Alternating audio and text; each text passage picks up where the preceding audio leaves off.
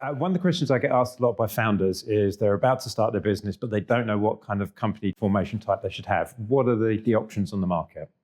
So by and large, there's three options.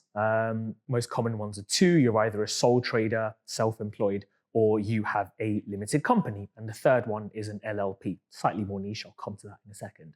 A sole trader is very simple. You are the business is you, and you pay the taxes. I'll come on to that in a second as well.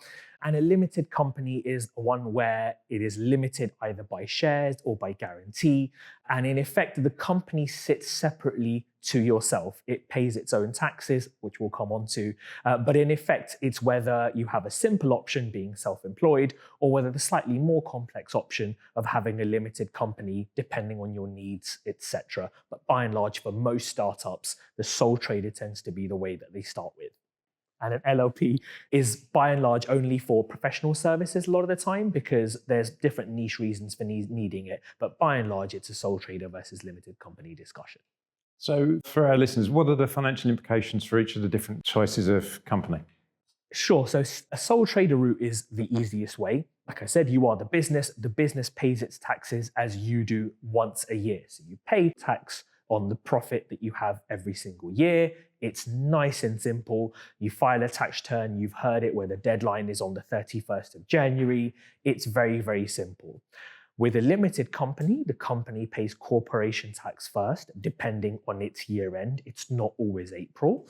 And then after that, you can pay yourself a salary, you can take dividends, depending on what the lay of the land is at that particular time. But there's two steps to that approach when you're a limited company, whereas when you're a sole trader, it's just income less expenses is profit, and you pay your tax on that.